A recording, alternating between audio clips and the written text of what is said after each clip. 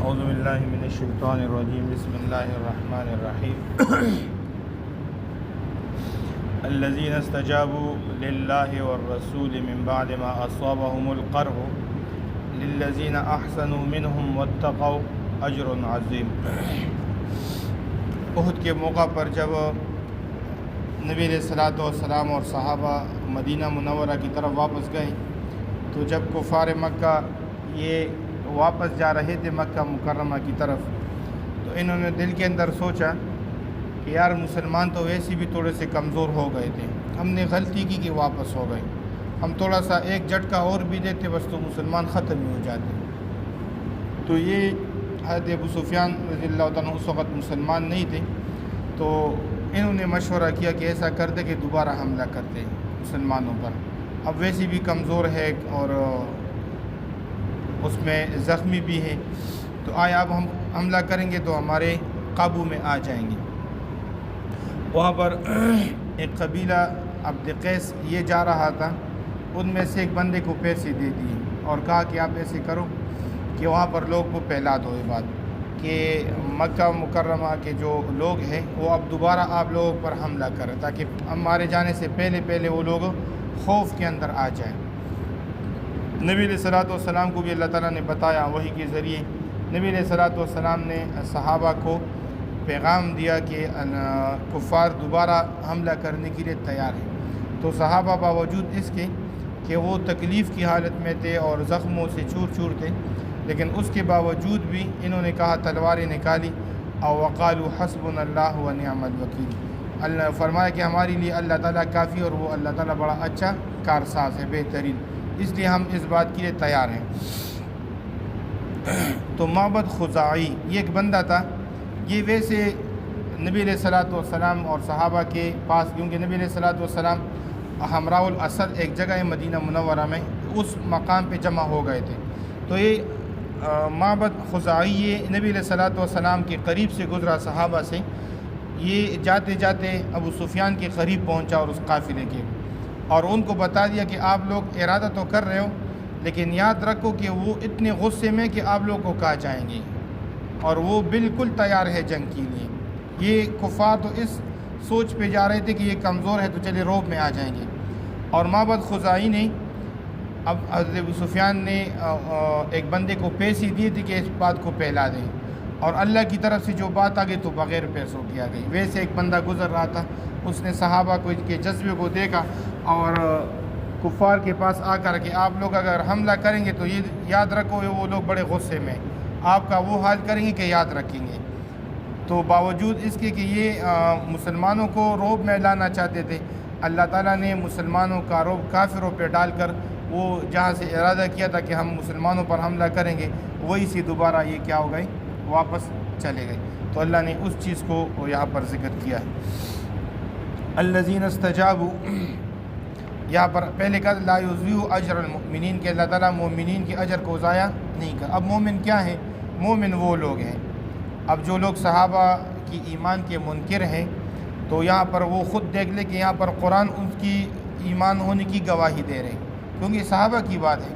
اور جو بندہ صحابہ کی ایمان کا منکر ہو جائے گویا کہ وہ قرآن کی اس آیت کا کیا ہے، منکر، اس کی وجہ سے قرآن کے ایک لفظ کا انکار کرنا بھی کیا ہے، یہ کفر ہے۔ الذین استجابوا، مومنین تو وہ لوگ ہیں کہ جنہوں نے قبول کر دیا، جنہوں نے پکار کا جواب دے دیا، للہ اللہ تعالیٰ کی، والرسول اور رسول کی۔ اب اللہ نے حکم نہیں دیا تھا قرآن میں، بلکہ نبی علیہ الصلوۃ والسلام نے ان کو بلایا اور نبی علیہ الصلوۃ والسلام نے پیغام دیا کہ ہم کافروں کے مقابلے میں حملے کے لیے تیار ہیں، اور یہاں پر اللہ تعالیٰ نے رسول اللہ صلی اللہ علیہ وسلم کی بات کو اللہ تعالیٰ نے اپنی بات کہا ہے، نبی علیہ السلام کی بات کو اللہ تعالیٰ نے اپنی بات کہا ہے۔ یہاں پر علماء کہتے ہیں کہ جو نبی علیہ الصلوۃ والسلام کے احادیث ہیں اگرچہ وہ اللہ تعالیٰ کی نے فرمائے نہیں، لیکن نبی علیہ الصلوۃ والسلام کے دل اور زبان پر جو بات آتی ہے وہ بھی اللہ تعالیٰ کی بات ہے، اس لیے اگر کوئی بندہ نبی علیہ الصلوۃ والسلام کی بات کا انکار کرے تو یہ بھی کیا ہے، کافر ہو جائے گا، کیونکہ نبی علیہ الصلوۃ والسلام کی بات کا یہ اللہ تعالیٰ کی بات ہے، کیونکہ للہ والرسول، اللہ نے تو فرمایا نہیں تھا، نبی علیہ السلام نے فرمایا تھا، اور یہاں پر اللہ تعالیٰ نے نبی علیہ الصلوۃ والسلام کی بات کو اپنی بات کی طرف کیا کر دیا ہے، منسوب کیا۔ اس لیے جس طرح قرآن کا ماننا لازمی اور ضروری ہے، اس طرح رسول اللہ صلی اللہ علیہ وسلم کے احادیث ماننا بھی کیا ہے، کیوں؟ اور آج کل یہ ایک فتنہ ہے جو دن بدن بڑھتا جا رہا ہے، انکار حدیث کا، کہ جو نبی علیہ الصلوۃ والسلام کی حدیث کا انکار کہتے ہیں بس ہمارے لیے قرآن کافی ہے، قرآن کے علاوہ ہمیں کسی اور چیز کی ضرورت نہیں ہے۔ من بعد، اس کے بعد، ما اصابہم القرح، کہ ان کو زخم پہنچ گئی تھی، یعنی یہ زخمی تھی اور اس زخم کے باوجود اللہ تعالیٰ کی نبی علیہ الصلوۃ والسلام کی بات پر انہوں نے لبیک کہہ دیا۔ للذین احسنوا منہم، یہ وہ لوگ ہیں کہ جنہوں نے احسان کیا، واتقوا، اور تقوی اختیار کیا۔ احسان کیا ہے؟ احسان عام طور جو ہم کہتے ہیں نیکی، لیکن حدیث مبارک میں ہے کہ احسان یہ ہے ان تعبد اللہ کأنک تراہ، کہ آپ اللہ تعالیٰ کی عبادت اس انداز سے کرو کہ آپ خود اللہ تعالیٰ کو دیکھو۔ فإن لم تکن تراہ فإنہ یراک،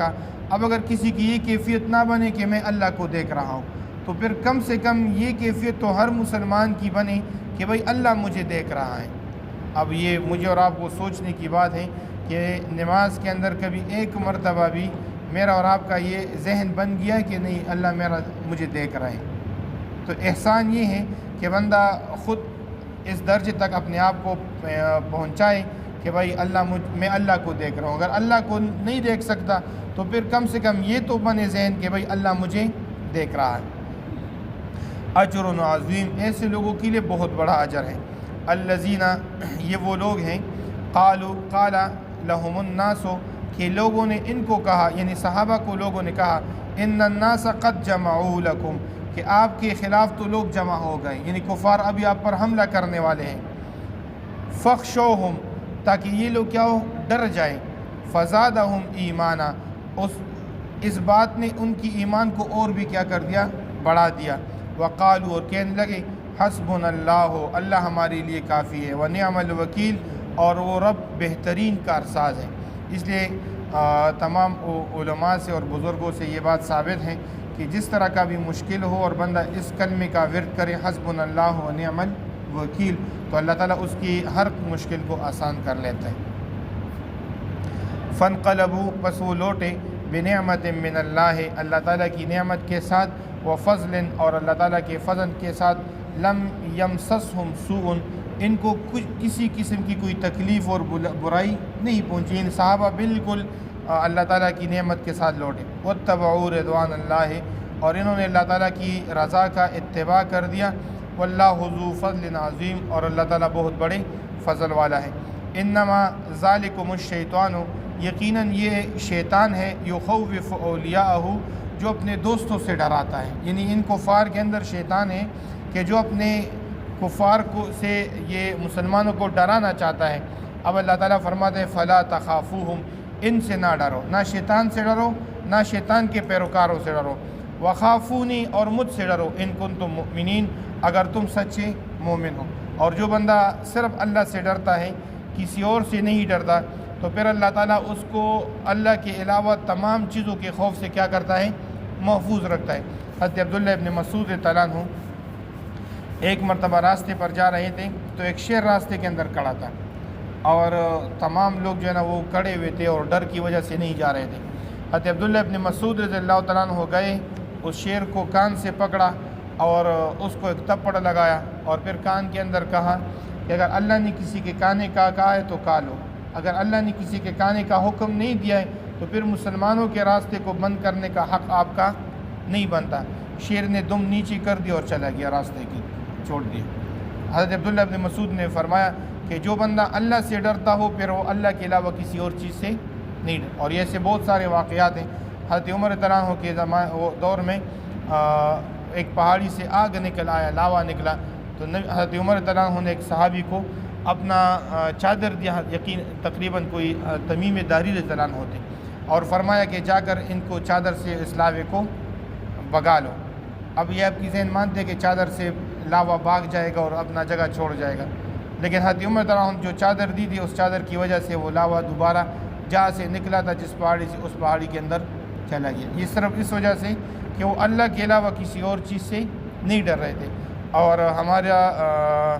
مسئلہ آج یہ ہے کہ ہم اللہ سے نہیں ڈرتے، باقی ہر چیز سے ڈرتے ہیں۔ اگر ہم اللہ سے ڈرنا شروع ہو گئے تو پھر کسی اور چیز کے اندر یہ ہمت نہیں ہے کہ وہ مسلمان کو کیا کریں، ڈرائیں۔ اللہ ہمیں